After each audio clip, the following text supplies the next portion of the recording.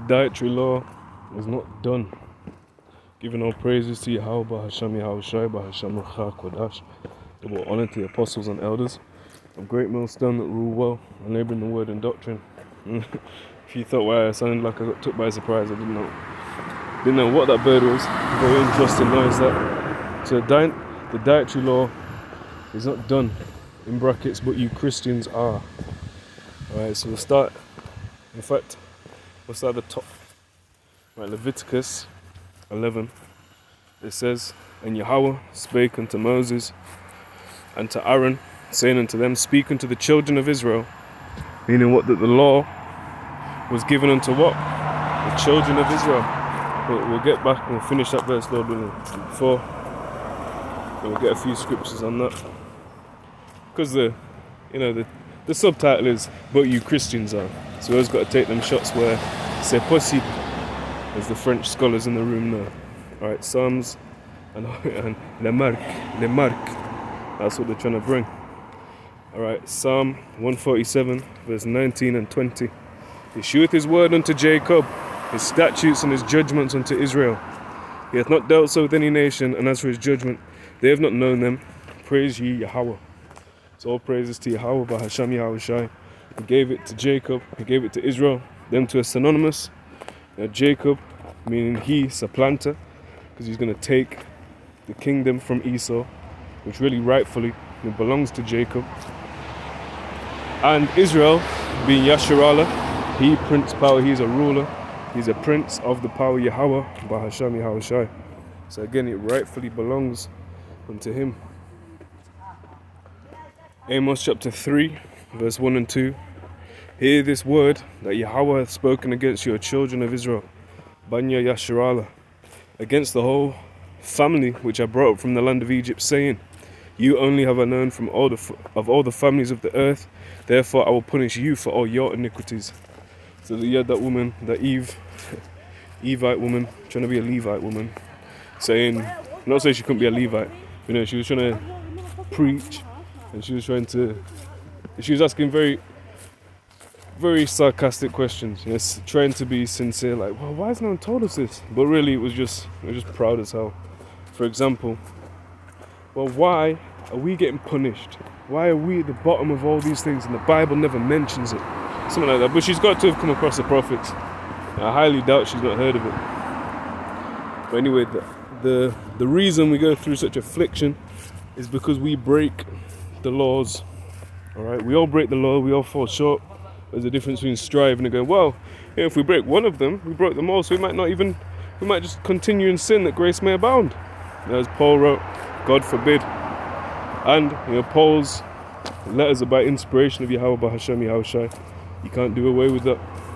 Like I said, if any man think himself to be a prophet or spiritual, let him acknowledge the things which Paul writes unto us are the commandments of the Lord. Speaking of the commandments of the Lord, and speaking of why we get punished for our iniquities, let's go back into the law, the Quanan, the Quana'ah, the canon that we're measured by, that we're judged by. Right, Leviticus 11 and 2. Speak unto the children of Israel, saying, These are the beasts which ye shall eat among all the beasts that are on the earth, whatsoever parteth the hoof, and is cloven-footed and cheweth the cud, among the beasts that shall ye eat. And it was, if you search up cloven, it was it was in Ezekiel 1. The other day I made reference to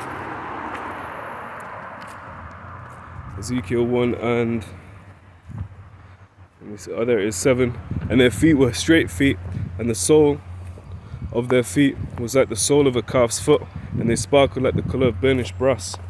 Right, so it was like the sole of a calf's foot. And I said, well, you can go into Leviticus 11, Deuteronomy 14, and see, well, this means you can eat it, this means you can't.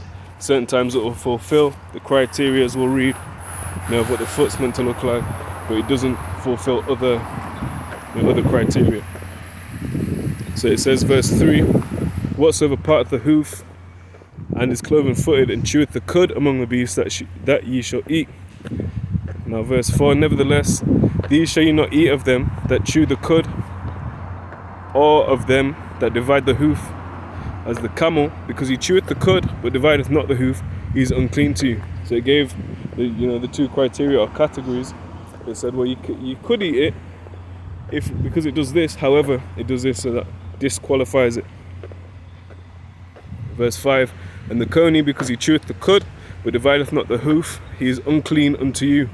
So similarly, he cheweth the cud, the hoof is not divided, so it's unclean. Verse 6, and the hare, because he cheweth the cud but divideth not the hoof, he is unclean unto you. 7, and the swine, though he divide the hoof and be cloven footed, yet he cheweth not the cud, he is unclean unto you. So that's like the inverse. It's still fulfilling one part of the criteria, but it's falling short in the other. So that means altogether you can't just go, well, I mean, he cheweth the cud. It has to fit the whole thing. Just like we think when they were looking for Hamashiach, there was certain, but every single thing he fulfilled. There might have been someone that fulfilled one bit. Well, he was born in the right place, all right, but it doesn't line up with this, and this, and that. And you have to make it fit. The whole role, specifically dealing with Hamashiach, because Yahawashi, he is the whole role. We get that, Ezekiel 3. Right, Duncan. Ezekiel 3. And one moreover, he said unto me, Son of man, eat that thou findest, eat this roll, and go and speak unto the house of Israel. So I opened my mouth, and he caused me to eat that roll. Again, he is that bread of life. Yes, you have to eat it in the correct portion. The correct portions. Where is it? Let's turn up my brightness.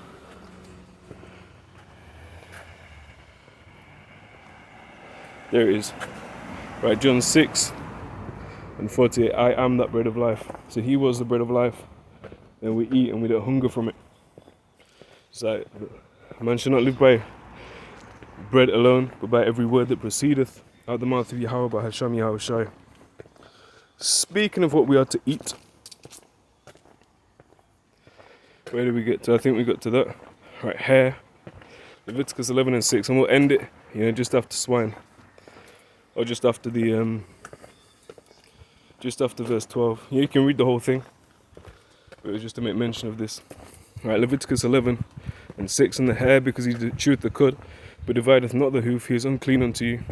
Verse 7, and the swine, though he divide the hoof, and be cloven footed, yet he cheweth not the cud, he is unclean to you.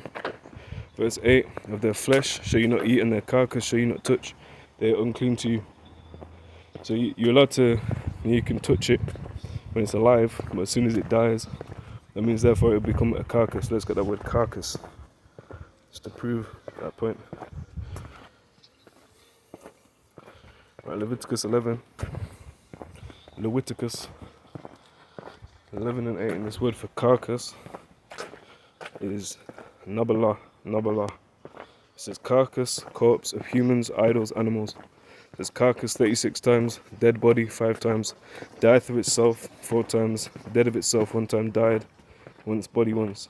And that's a law. You're not allowed to eat something like it just sort of keeled over and died, or I don't know a modern term for it, that died of itself, but you are allowed to give that to a heathen. And you are allowed to give that to a non-Israelite, which proves again that there's a separation there. Let's just search die itself, see if we can find it.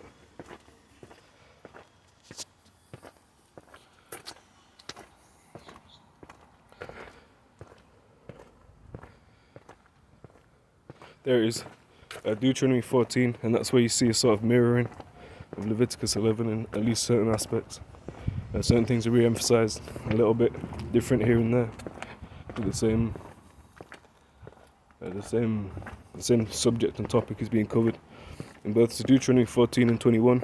Ye shall not eat of anything that dieth of itself. Thou shalt give it unto the stranger that is in thy gates, that he may eat it, or thou mayest sell it unto an alien, for thou art an holy people unto Yahawah thy power. Thou shalt not see the kid in his mother's milk. Now that's when you go into alien. Alien doesn't mean an intergalactic green little guy. It just means something foreign.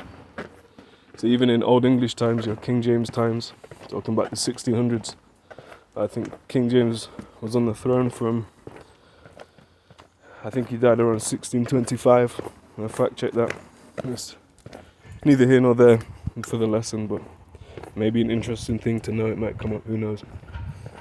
So around them times, the term alien, it didn't necessarily mean some intergalactic green little alien dude. It meant something foreign, something different, right? Something different, something estranged. So you're allowed to have certain things in this. You're not allowed to eat it as an Israelite, as a peculiar, special, holy people, but you're allowed to give it to someone that isn't of that same stock. Leviticus 11 and 9, these shall ye eat of all that are in the water, whatsoever hath fins and scales in the waters, in the seas and in the rivers, them shall ye eat, and all that have not fins and scales in the seas and in the rivers, of all that move in the waters, and of any living thing which is in the waters, they shall be an abomination unto you. That they shall be even an abomination unto you. You shall not eat of their flesh, but you shall have their carcasses in abomination. The same way. And I would imagine that would be the same word, Nabala. Check that. Verse 12. Whatsoever hath no fins nor scales. So that's literally Moabites washing pots. But it says, whatsoever hath no fins nor scales in the waters, that shall be an abomination unto you. And then it goes in, and it goes on, and it goes in to various other things, but I just wanted to hit that point, mainly about the land animals. But it gets specific, and really you should know it. You should know it. So read it. Right, but like I said, they're trying to bring out the mark, so watch out for that. Alright, Shalom, all praises to Yahawah, bahasham, Yahawashi, bahasham,